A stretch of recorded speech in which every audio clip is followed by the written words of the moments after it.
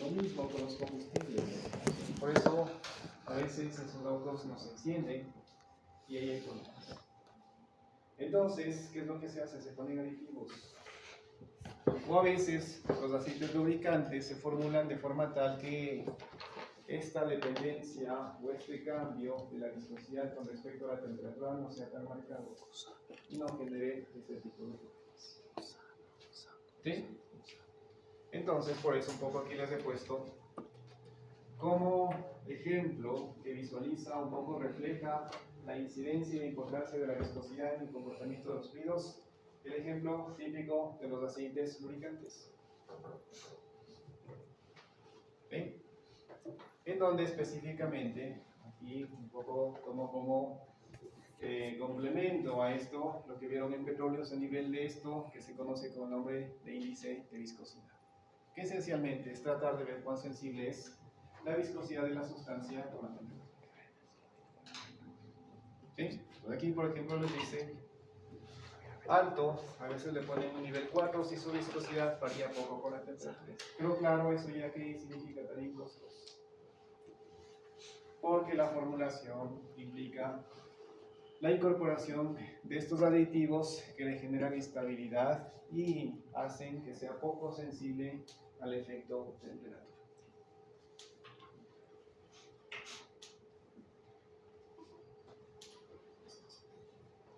¿Sí? Entonces,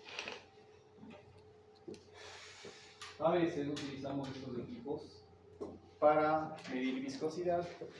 Sin embargo, también en el ámbito de laboratorios tenemos otras metodologías, otras normas, otros estándares que nos permiten a nosotros medir y cuantificar lo que es la viscosidad. ¿Sí? Es decir, chicos, ustedes en laboratorio van a trabajar con muchos viscosímetros para que vean la lógica de cómo se emplean estos equipos. ¿Sí? Van a utilizar un reómetro. Ya les decía ahí, es un poco sencillo, van a traer muchas muestras y ahí van a ver que se puede programar el equipo para que ustedes digan los rangos de variación del esfuerzo cortante y vías de formación y puedan generar curvas para que vean cuál es el modelo relógico de esa sustancia. Pero aparte de ello, también van a utilizar uno de estos equipos que nos permite también medir viscosidad, ¿sí? Los famosos viscosímetros. ¿Sí? Y la característica de estos viscosímetros es que igual no vamos a medir viscosidad de forma directa como lo hace el reómetro. El reómetro ustedes se van a dar cuenta que yo seteo y programo el intervalo de variación del esfuerzo cortante y mido su deformación. Y claro, si yo sé cuál es la respuesta a nivel de deformación para un determinado esfuerzo cortante, comparo y ya tengo su viscosidad. Eso es una medición directa. Con las escalas que dimos es indirecta porque mido tiempos. Con estos viscosímetros tampoco vamos a medir viscosidad de forma directa. Lo vamos a hacer por comparación. ¿Sí? Y la característica de estos dispositivos es que todos ellos se parecen a un tubo en U, como ustedes se van dando cuenta. ¿Sí? Es un tubo en U que, claro, ustedes se dan cuenta que tiene varios ensanchamientos, pero esencialmente lo que vamos a hacer también es medir tiempos. ¿Sí? Aquí lo que se hace es, con una pera o un dispositivo que genere succión, vamos a cargar la sustancia a la cual queremos medir su viscosidad en este dispositivo, y este dispositivo tiene marcas. ¿Sí? Tiene un par de marcas que van aquí y que van acá. ¿Sí? O ese es en la parte superior. ¿Qué es lo que hacemos? Incorporamos, repito, con una pera o algo que haga succión el fluido o el líquido al cual vamos a medir la viscosidad hasta antes de la marca. En ocasiones, este viscosímetro lo ponemos en un baño térmico para regular la temperatura a la cual vamos a hacer la cuantificación de la viscosidad. Pero, repito, ponemos la sustancia antes de la marca y aquí lo mismo, vamos a medir que un tiempo. el tiempo que le tome la sustancia en pasar a través de estas marcas. ¿Okay? Entonces, medimos tiempos, pero simultáneamente lo que hacemos es también hacer el mismo ensayo, pero con una sustancia patrón de viscosidad conocida. Y esa generalmente es el agua. Y ahí hacemos esto de acá. ¿Sí? Esta ecuación, la vamos a mover un poquito más acá para que la puedan ver. Pero esta ecuación nos permite a nosotros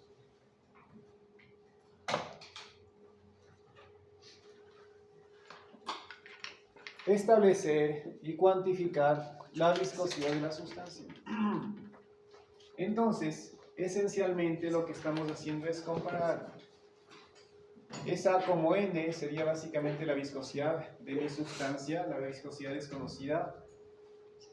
Es igual a la viscosidad de mi sustancia patrón, el agua, multiplicado por la densidad y el tiempo, dividido para densidad y tiempo del agua. ¿Sí? Entonces aquí básicamente lo que estamos haciendo es comparar. ¿Sí? Y en base a esa comparación establecer, es como que equivalente es decir, a ver, si al agua le toma X tiempo en pasar a través de la marca y a la sustancia le toma otro tiempo diferente, proyectar y extrapolar, ¿sí?, en base a las propiedades del agua, con ese nuevo tiempo, recalcular y establecer que la viscosidad de la sustancia es conocida.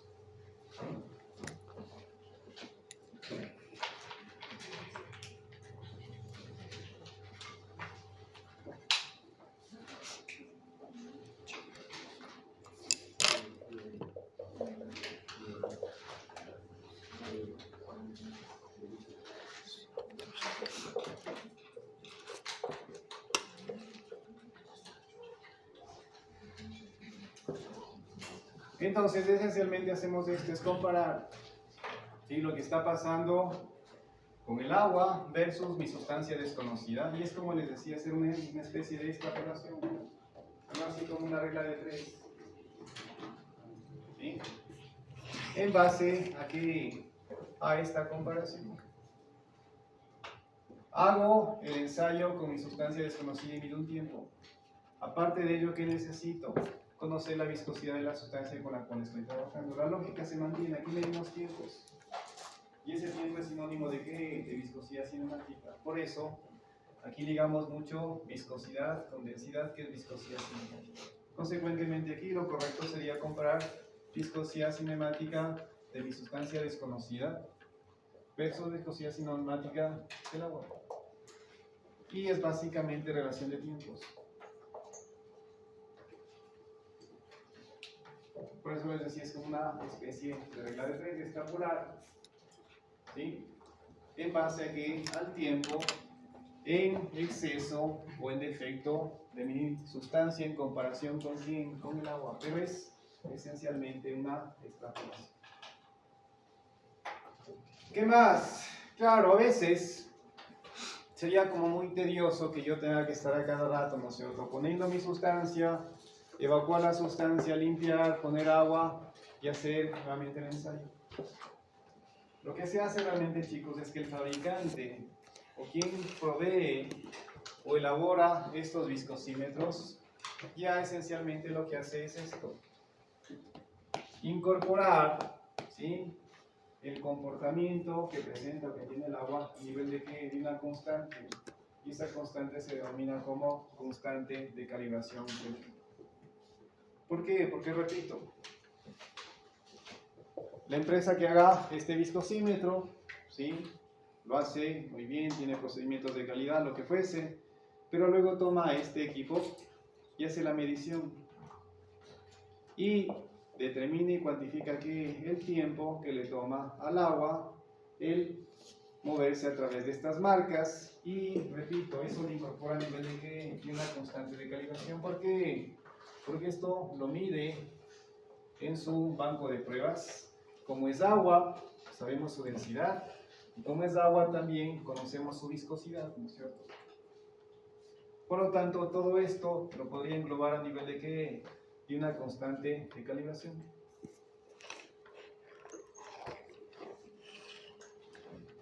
En donde, de forma resumida, yo ya podría tener esta ecuación para poder encontrar que la viscosidad cinemática de mi sustancia, sin tener que volver a repetir el ensayo. ¿Por qué? Porque el proveedor lo que va a hacer es decirme, cuando yo compre el equipo, que este viscosímetro tiene esta constante de calibración. ¿Qué es lo que se hace, chicos, periódicamente? Verificar periódicamente la validez de esa constante. O mandar a un laboratorio especializado para que verifique si la constante de calibración se mantiene. Y eso esencialmente, ¿qué es? Periódicamente tomar el viscosímetro, limpiarlo bien, lavarlo bien, secarlo bien, medir tiempos con agua y ver si la constante que me proporcionó el fabricante se mantiene o actualizada. Pero esencialmente, repito, lo que hacemos es aplicar esta ecuación, que es básicamente comparar la viscosidad cinemática de mi sustancia versus la de una sustancia patrón, en este caso agua, y comparar sus tiempos. Pero en el caso del agua, yo hago este ensayo y los tiempos deberían de mantenerse. ¿Por qué? Porque la viscosidad del agua no va a cambiar. Entonces este tiempo debería de mantenerse, porque el equipo es el mismo. No va a cambiar sustancialmente, no se va a deformar. ¿Sí? Es muy estable en el tiempo este equipo, el material, que puede ser vidrio. Y por eso todo lo englobo a nivel de que tiene una constante de calibración. Y como les decía, cuando se compra estos equipos, normalmente viene en una caja, ¿sí? Toda la información fabricada bajo no sé qué estándares y normativas, y viene también un certificado de calibración en donde les dice la constante de calibración del equipo. Con esa constante, ¿qué hago? Ya solo mido tiempos con mi sustancia desconocida y le multiplico por el tiempo que mido. Y esa sería la viscosidad de mi sustancia, pero claro, teniendo presente que obviamente esta constante de calibración tiene unidades. ¿Sí? Entonces, esa es la lógica de todos estos dispositivos. Muchos de ellos tienen ciertas mejoras para tratar de evitar ciertas desviaciones que podrían presentarse durante la medición. ¿Qué complicaciones pueden presentarse? Aquí ustedes ven este viscosímetro y de alguna forma casi tiene un tamaño real. Ustedes se dan cuenta que los diámetros de esta tubería en U prácticamente son pequeños y a veces los efectos de capilaridad, de presión superficial pueden incidir en la medición. Entonces muchos equipos lo que hacen es tratar de incorporar estas mejoras para tratar de anular efectos inherentes a lo que es presión superficial, porque esencialmente los diámetros con los que trabajamos en estos equipos son muy pequeños y se asemejarían a lo que son tubos capilares. Y ustedes saben que cuando trabajamos con diámetros muy pequeños, ya el efecto de tensión superficial puede ser un poco significativo. ¿Sí? Ahora bien, ustedes me dirán la forma. Yo les decía, es prácticamente un tubo en U. Pero ustedes se dan cuenta que realmente aquí tiene inclinaciones. Esto básicamente lo que hace es mejorar un poco o darme más holgura para que yo pueda medir el tiempo de forma más adecuada. Yo debo de tener el tiempo suficiente para que yo pueda medir, ¿no es cierto?, el desplazamiento de la sustancia entre una máquina y otra. Porque si no le demora nada, no voy a ser muy preciso en la medición. ¿Sí? El rango de apreciación de mi equipo va a ser muy limitado y mi medición no va a ser exacta. Yo debo de medir un tiempo significativo que lo pueda reproducir, porque como les decía, si no le toma nada, me va a ser muy difícil cuantificar o medir ese tiempo. Y claro, eso es lo que hacen estas un poco inclinaciones. Y lo otro, el porqué de los ensanchamientos. ¿Por qué hacemos esos ensanchamientos? ¿Por qué creen que están esos ensanchamientos ahí?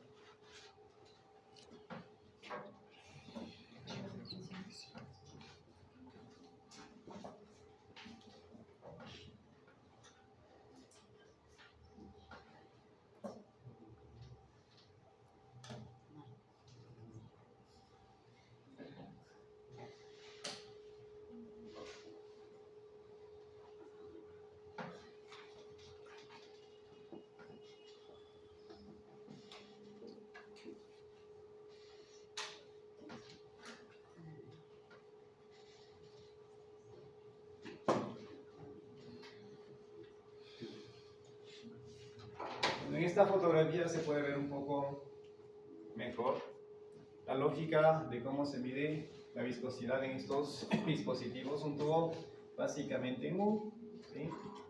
Aquí no hay estas inclinaciones que pueden ver en el diagrama de acá, pero es un tubo en U, pero tiene ensanchamiento, y aquí están las marcas que les mencionaba. Entonces lo que yo hago es cargar por acá la sustancia a la cual quiero medir la viscosidad.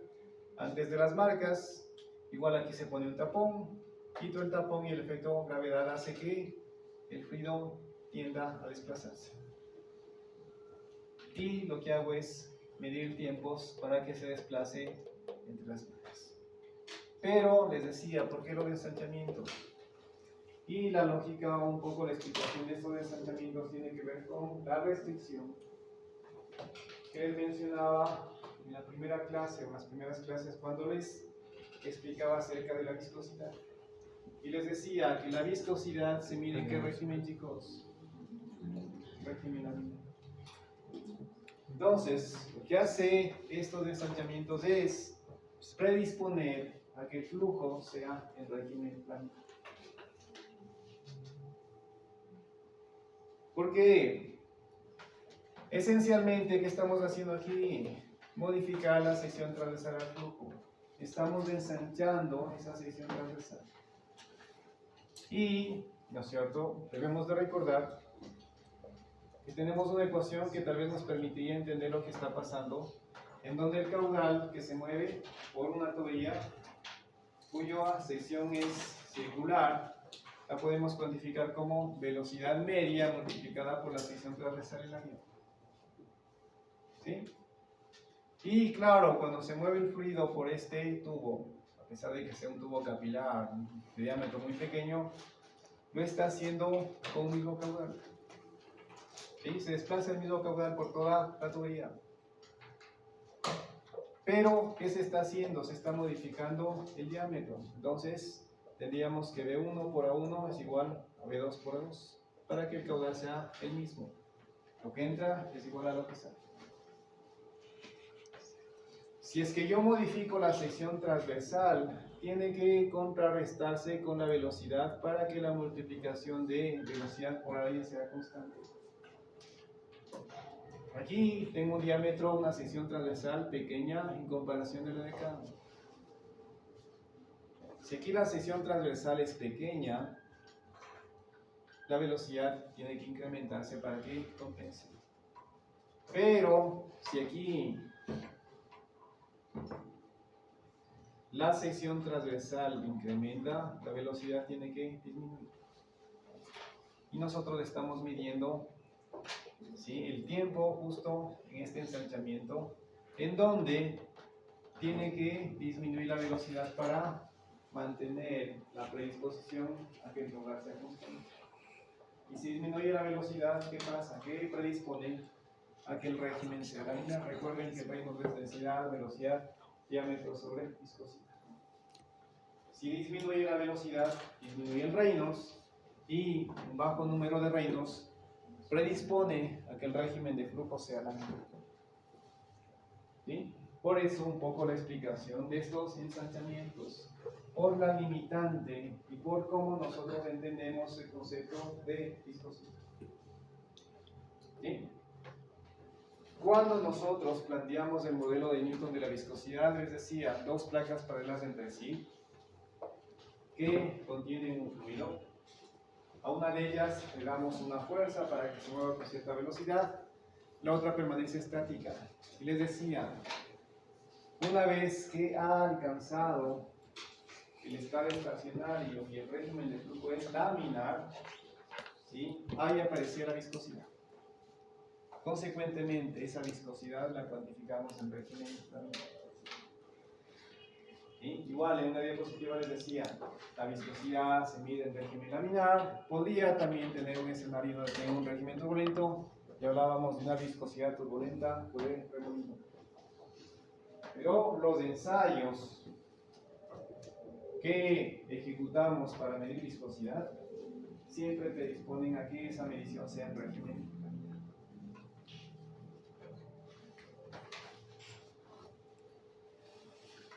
¿Sí? Entonces, en estos equipos, bueno, repito, lo que hacemos es comparar.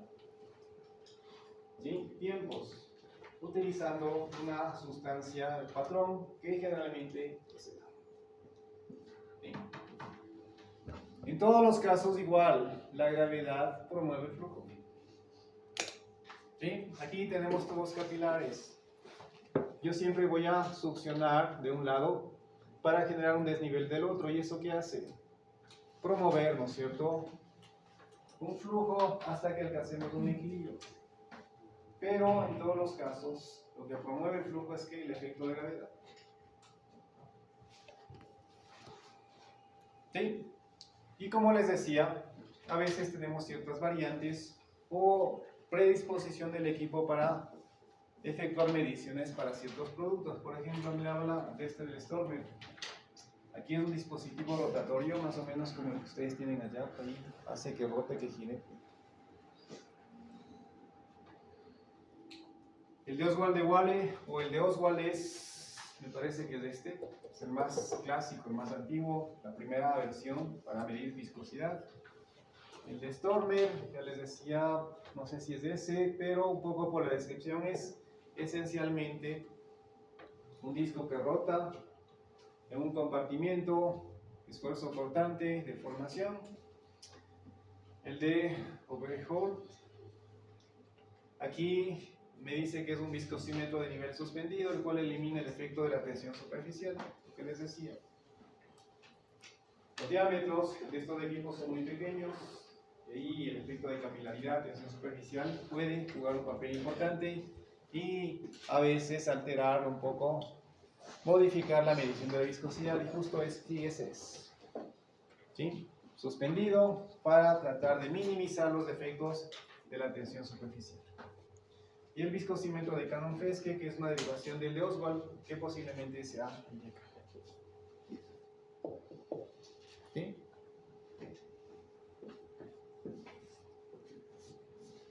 Y sí, aquí está, este es el viscosímetro de Stormer, este de acá, porque hay un disco rotatorio. ¿Sí?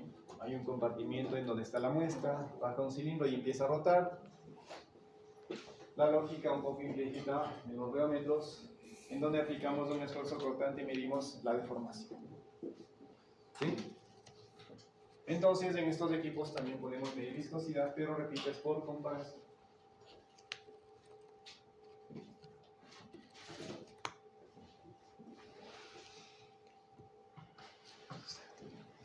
Aparte de estos equipos, puede ser que se utilicen otros principios para tratar de cuantificar la viscosidad. Y ejemplo de ello es algo que se denomina, déjenme apagando el puntos chicos para un poco explicar esta parte. Sana.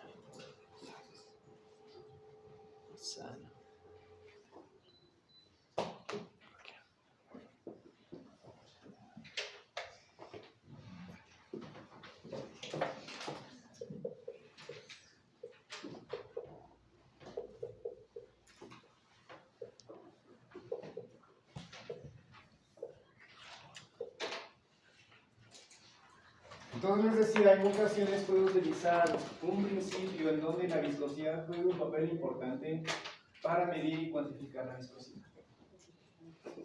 Ejemplo de ello es este viscosímetro que se conoce con el nombre de caída de bola. ¿Sí? Y ahí, ¿qué es lo que vamos a hacer? Vamos a tener un recipiente que puede ser una probeta, en donde ponemos el fluido al cual queremos cuantificar su viscosidad.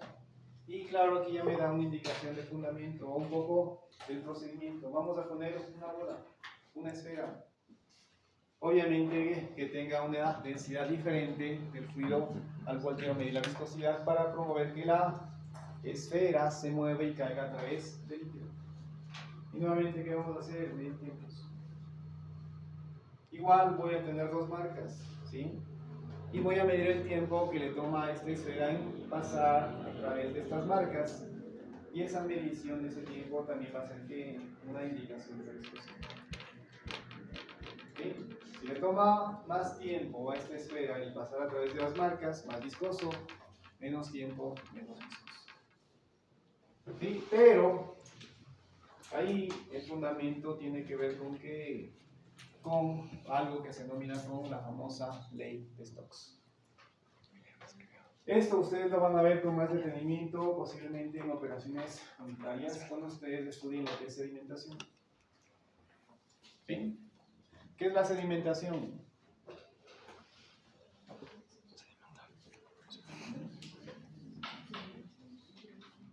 ¿Cuándo aplican la sedimentación o cuál es el propósito de la sedimentación?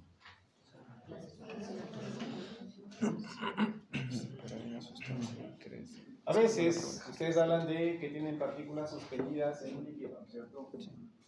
Y quieren separar esas partículas. ¿Qué hacen ustedes? Dejan que el efecto de la gravedad, ¿cierto?, funcione en ese sistema y esencialmente las partículas por gravedad, ¿qué hacen? Van hacia el fondo, se separan, sedimentan. ¿Sí? Entonces ahí de alguna forma lo que yo tengo es que tengo un líquido, tengo partículas, ¿sí? Y estas partículas experimentan esencialmente el efecto de ¿qué? De la gravedad.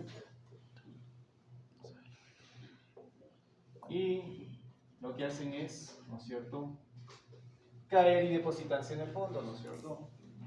Y aprovechamos esta particularidad para tratar de separar estas partículas suspendidas, pero el efecto es gravedad. Aquí, ¿qué está pasando? Está pasando que las partículas se están moviendo ¿en dónde? En un fluido, en un líquido. ¿Sí? Y de alguna forma puede ser equivalente o puede presentar ciertas similitudes a lo inverso, porque en fenómenos de transporte uno nosotros vamos a caracterizar que el movimiento de un fluido sobre una superficie. ¿Sí? La superficie puede ser la teoría. Esa superficie está estática, el fluido se mueve, en tiempo inverso. El fluido está estático, pero la partícula se va a mover, pero sigue existiendo el efecto neto de que hay un movimiento relativo entre aquí en la superficie, el sólido, y ahora el fluido. ¿Sí? Entonces puede que existan ciertas analogías, pero lo más importante aquí, chicos, es que vamos, o ustedes en su momento van a estudiar este fenómeno. Y ustedes van a ver una particularidad en la cual van a estudiar lo que se denomina como velocidad terminal de sedimentación. Y esa velocidad terminal de sedimentación no es más que una instancia en la cual ahí se genera un equilibrio. Brevemente, ustedes, ¿sí?, si individualizan el comportamiento de una partícula, esta obviamente que cae porque tiene un peso, ¿no es cierto? Está actuando el efecto de la gravedad. ¿Sí? La partícula tiene un peso porque experimenta el efecto de la gravedad, por lo tanto hay una fuerza que está actuando hacia abajo. ¿Qué más está ocurriendo? Aquí tienen un fluido. El fluido está interactuando con la partícula, el fluido está estático, pero repito, yo puedo visualizar de que esta superficie está interactuando con el fluido. ¿Y está experimentando qué? Fricción. Por lo tanto, también aquí habrá una fuerza que se opone a ese movimiento que básicamente tiene que ver con la fricción. ¿Qué otra fuerza tienen ustedes ahí, chicos? Eso lo deberían de haber visto en la física. La flotabilidad, la diferencia de densidades. Porque en caso contrario la partícula no cae. ¿Sí? Y si yo les he dicho que cuando la partícula se mueve en el fluido alcanza un equilibrio, es un equilibrio desde el punto de vista de fuerzas. Porque repito, ahí tienen muchas fuerzas. El peso de la partícula, la flotación, la fricción, pero en última instancia, la partícula cuando se mueve alcanza un equilibrio a nivel de fuerzas. Y si hay un equilibrio de fuerzas, chicos, ¿qué pasa ahí?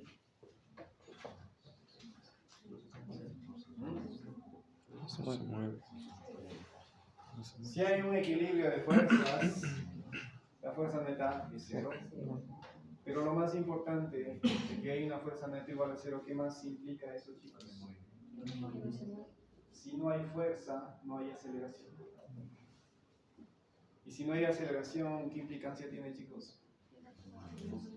Que la velocidad con la cual se mueve la partícula es constante. Y eso se denomina como velocidad terminal de sedimentación. Tiene mucha lógica, ¿no es cierto? El fluido empieza a moverse, hay muchas fuerzas, pero hay un punto en el cual se alcanza el equilibrio. Y ese equilibrio significa que la fuerza neta es cero, es decir, no hay fuerza. Si no hay fuerza, no hay aceleración. Y eso significa entonces que la velocidad con la cual se mueve la partícula es constante, y esa es la velocidad terminal de sedimentación. En su momento ustedes darán un balance de fuerzas, caracterizarán aquí un poco sobre todo lo que tiene que ver con la fricción. Y nuevamente, ustedes tendrán en su momento que discriminar si el régimen con el cual se mueve la partícula es laminar, transición o turbulencia. Si es laminar y la geometría de esta partícula es perfectamente esférica, ustedes podrán establecer una ecuación para cuantificar esta fricción y verán que finalmente llegan a una ecuación que les permite cuantificar esta velocidad terminal de sedimentación que se conoce con el nombre de la famosa ley de Stokes. ¿Sí? Y esta ley de Stokes esencialmente lo que tiene, ¿sí?, es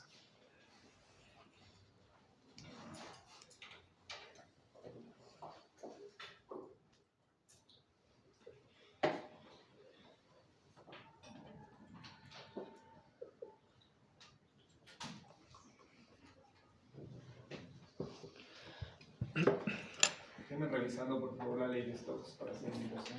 A ver si es correcta la ecuación que estoy escribiendo.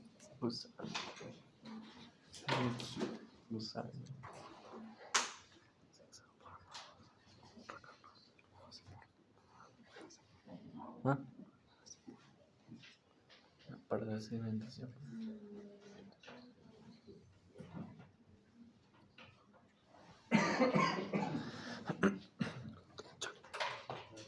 Chat 18. Todo chat. Gravedad. La gravedad. 18.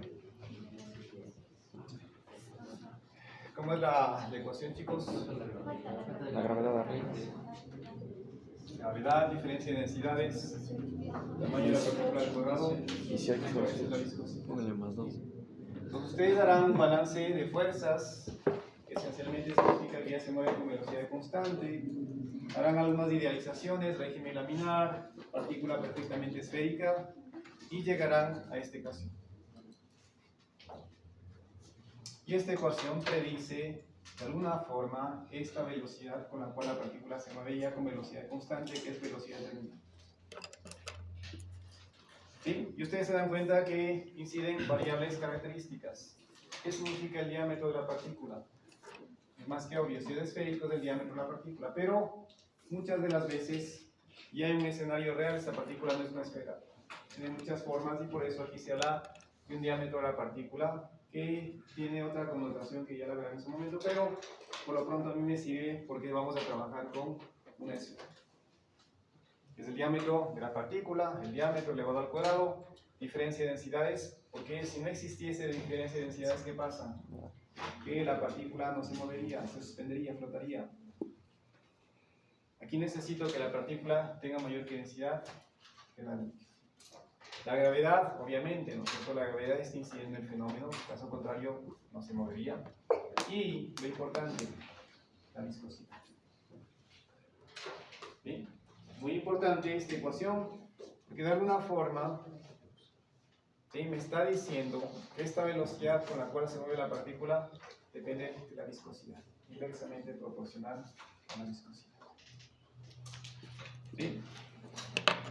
Ahora bien, esta es la ecuación que está detrás de qué?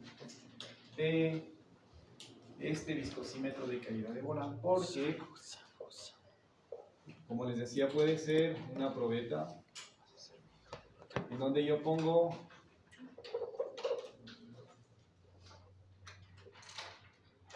mi líquido o sustancia a la cual voy a medir la viscosidad, veo dos marcas y hago que caiga una esfera. como les he dicho, el material de esta esfera debe de ser mucho más denso que la del líquido al cual quiero medir la viscosidad, porque si no flotaría. O en su defecto, si no hay mucha diferencia de densidades, le tomaría mucho tiempo en moverse entre las marcas. Nuevamente, yo necesito medir tiempos que sean exactos, pero tampoco, no sé, que me demore entre marca 1 y marca 2, no sé, 2 horas. Tengo que medir un tiempo que sea prudencial. ¿Sí? Dame unos 5 minutos. ¿Sí? Entonces, como les decía, lo que yo hago es, pongo la esfera, se mueve a través del líquido y mide el tiempo entre estas dos marcas. Y ese tiempo es sinónimo de que viscosidad. ¿Por qué? Porque la velocidad con la cual se mueve la partícula aquí va a ser igual a espacio sobre tiempo. ¿No es cierto? Entonces aquí hay una cierta longitud que es el espacio sobre tiempo. Y claro, ahí ustedes pueden ver esta correspondencia. El tiempo que yo mida va a ser proporcional a ¿qué? A la viscosidad. Más tiempo, más viscoso, menos tiempo, menos viscoso. ¿Sí? Pero, nuevamente, un poco voy a asociar con lo que hacíamos antes. Yo puedo, ¿sí?, construir este equipo y hacer que operativamente esta ecuación sea más sencilla. Porque claro, aquí yo necesito saber, ¿no es cierto?, la esfera, su diámetro, necesito saber con qué material está construido y cuantificar qué es su densidad. Pero, ¿yo qué puedo hacer? Nuevamente, incorporar la figura de comparar el comportamiento de mi sustancia desconocida con una sustancia patrón conocida, cuya viscosidad la conozca. Y nuevamente, puede ser el agua u otra sustancia cuya viscosidad la conozca. Y comparar. Le voy a poner longitud de mi sustancia desconocida, tiempo de viscosidad, perdón, tiempo de mi sustancia desconocida, ¿no es cierto? Velocidad va a ser igual a la gravedad.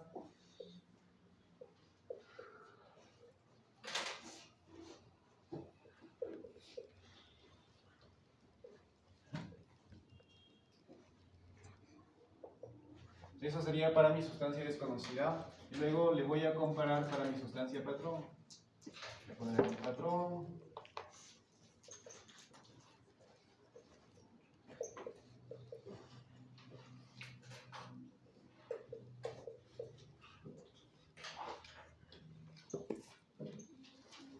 Entonces, si yo comparo, me doy cuenta de que la gravedad, el diámetro de la partícula es la misma, ¿no es cierto? Porque hago el ensayo en el mismo equipo. La misma esfera la voy a utilizar, esto no cambia. Este 18 y la marca también es la misma, ¿no es cierto? Si no, no podría comparar. Y producto de esta comparación,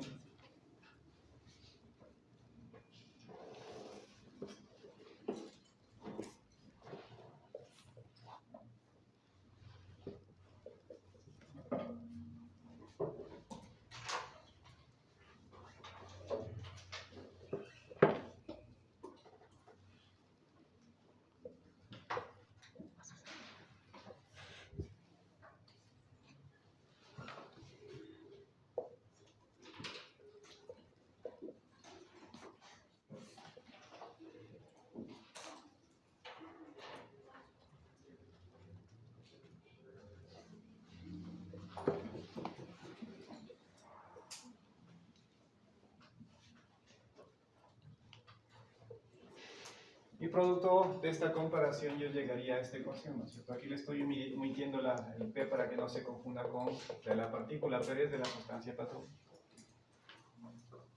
Entonces me quedaría la relación de tiempo, ¿no es cierto? El tiempo de mi sustancia patrón es acá arriba.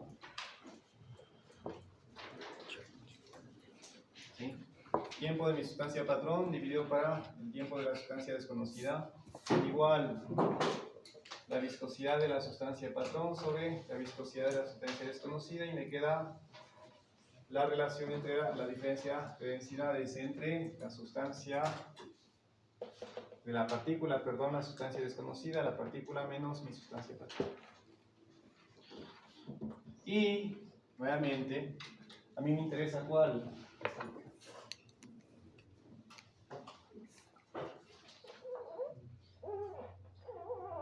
Me interesaría la de la sustancia desconocida. Y nuevamente podría aplicar la lógica de incorporarle una constante de calibración al equipo. Porque mi sustancia patrón, ¿no es cierto?, puede ser, como les decía, el agua, ¿no es cierto?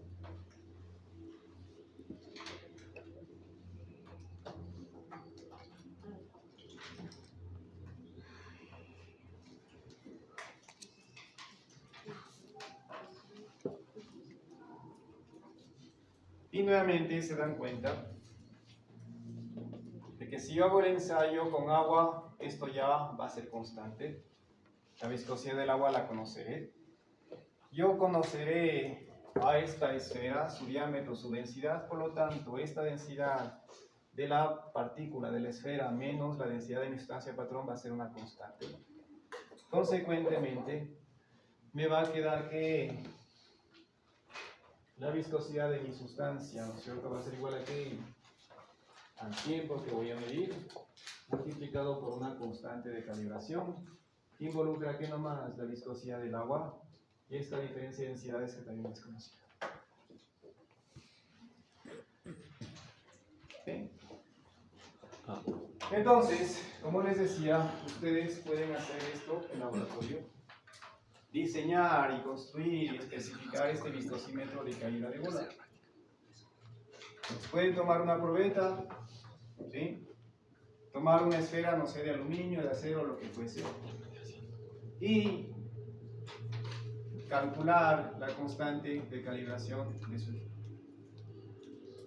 pero utilizando una sustancia patrón.